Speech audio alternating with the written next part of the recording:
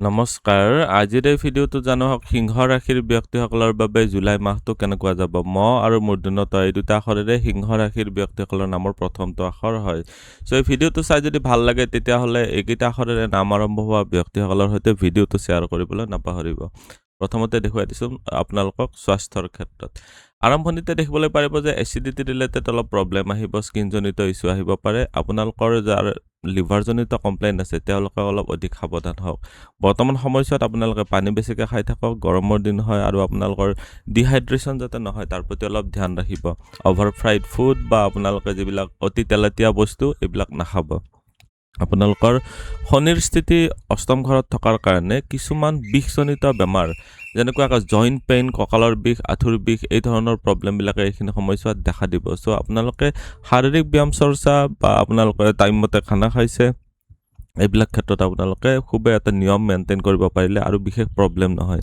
Acidity, gastric এই দুটা বস্তু আপোনালোকৰ মানে চিমিলাৰ কাইণ্ড অফ বস্তু হয়, কিন্তু আপোনালোকৰ এই এচিডিটি বা গেষ্ট্ৰিকৰ ক্ষেত্ৰত আপোনালোকে বিশেষ যতন ল'ব লাগিব এইখিনি সময়ছোৱাত। অন্যথা আপোনালোকৰ পেটটো ঠিকে নাথাকিলে টোপনিও ভাল নহ'ব, আপোনালোকৰ মূৰৰ বিষ পৰ্যন্ত এইবিলাক পৰ্যন্ত হৈ যাব পাৰে। চ' তাৰ প্ৰতি অলপ ধ্যান ৰাখিব। এতিয়া দেখুৱাই দিছোঁ আপোনালোকৰ উপাৰ্জন, ধন সঞ্চয়, চৰকাৰী চাকৰি বা ব্যৱসায়ৰ ক্ষেত্ৰত। উপাৰ্জনৰ ঘৰত 16 তাৰিখলৈকে ৰবিৰ স্থিতি, কৰ্মস্থানত মংগলৰ স্থিতি বহুতেই ভাল। মংগল আপোনালোকৰ যোগকাৰক গ্ৰহ হৈ কৰ্মস্থানত আহিছে, আপোনালোকে বহুত ভাল বেনিফিটেড হ'ব পাৰিব।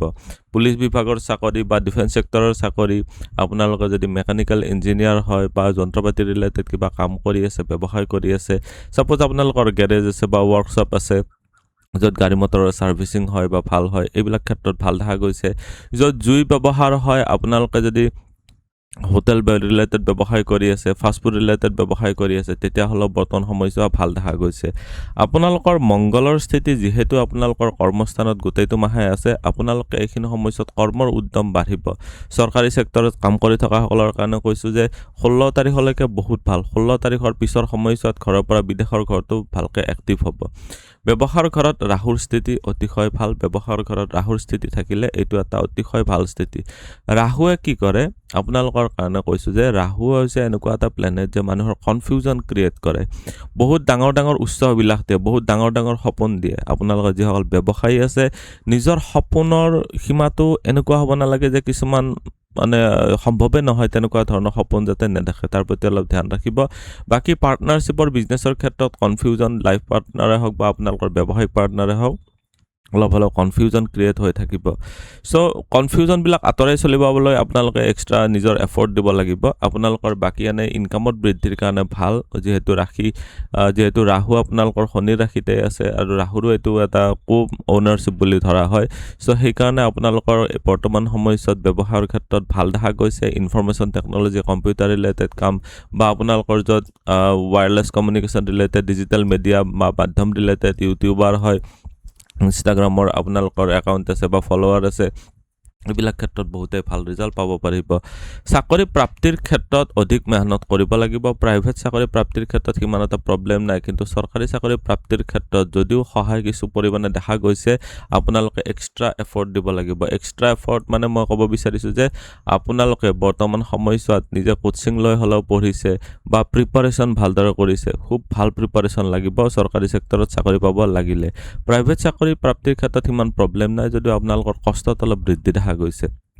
আপোনালোকৰ ছেভিংছৰ ঘৰত শনিৰ সপ্তম দৃষ্টি আহি আছে, এইটো প্ৰপাৰ্টিৰ স্থান হয়, পৈতৃক সম্পত্তিৰ স্থান হয়। বৰ্তমান সময়ছোৱাত আপোনালোকৰ প্ৰপাৰ্টি ৰিলেটেড ক্ষেত্ৰত বিশেষকৈ শনিৰ দৃষ্টি আহি থকাৰ কাৰণে এইখিনি সময়ছোৱাত আপোনালোকে খুবেই সাৱধান হ'ব লাগিব। কিছুমান এনেকুৱা প্ৰব্লেম দেখা দিব পাৰে যে আপোনালোকৰ সা সম্পত্তি বা টকা পইচা ৰিলেটেড ক্ষেত্ৰত কোনোবা অন্যায়ভাৱে কিবা এটা কৰিব বিচাৰিছে, এইবিলাক ক্ষেত্ৰত আপোনালোকে অলপ অধিক সাৱধানে চলিব পাৰিব লাগিব।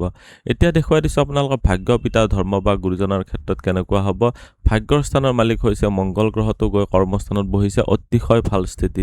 বৰ্তমান সময়ছোৱাত ভাগ্যস্থানত কেতুৰ দৃষ্টি আহি আছে আৰু অইন কোনো গ্ৰহৰ প্ৰভাৱ নাই। কিন্তু চাব যে ভাগ্যস্থানটো দুটা পাপগ্ৰহৰ মধ্যত আছে। এইটো পাপকৰ্তৰি যুগ বুলি কোৱা হয় যে ভাগ্যক বৰ বহুত বেছি ধিয়াই থাকিলে নহ'ব। বৰ্তমান সময়ছোৱাত আপোনালোকে যিমানখিনি পাৰে ঈশ্বৰ ভক্তিৰ মানে ৰাখিব লাগিব। মই এইটো কোৱা নাই যে এনি টাইম ঈশ্বৰ ভক্তিয়ে কৰি থাকক, কিন্তু প্ৰত্যেকটো কামতে ভগৱানৰ এটা নাম লৈ আৰম্ভ কৰিব, তেতিয়া আপোনালোকে সুফল লাভ কৰিবলৈ পাৰিব। পিতা বা গুৰুজনৰ ফালৰ পৰা আপোনালোকৰ অকণমান বিৰক্তি ভাৱ আহিব পাৰে। চাপ'জ আপোনালোকে যিমানখিনি এক্সপেক্ট কৰিছে সিমানখিনি সহায় কৰিব পৰা নাই, সেইটো ক্ষেত্ৰত আপোনালোকে হতাশ নহ'ব।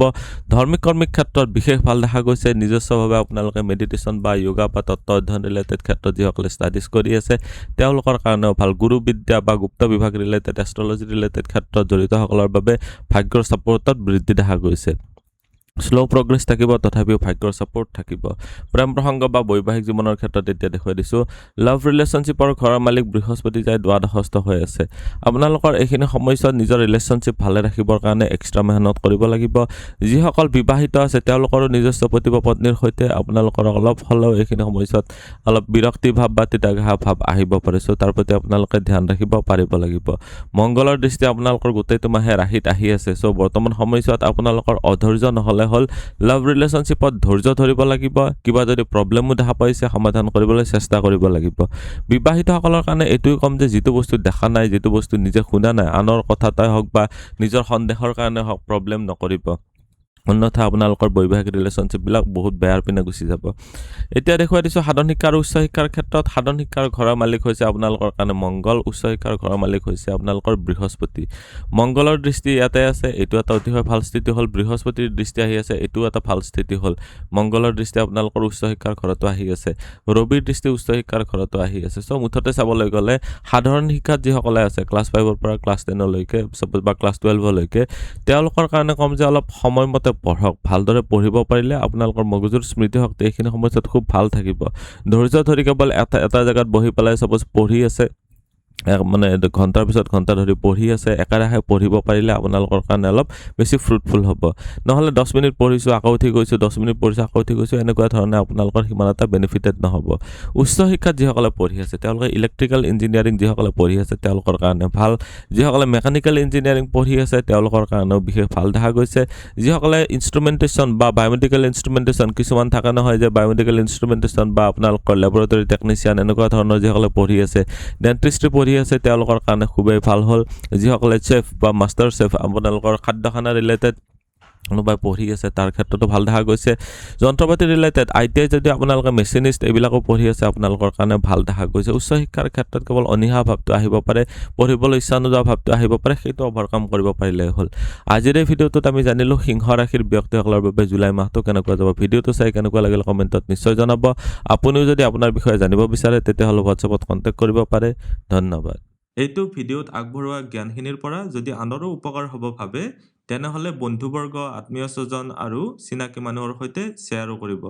আপোনালোকে নেক্সট ভিডিঅ' কিহৰ ওপৰত চাব বিচাৰে কমেণ্টত জনাব। ধন্যবাদ।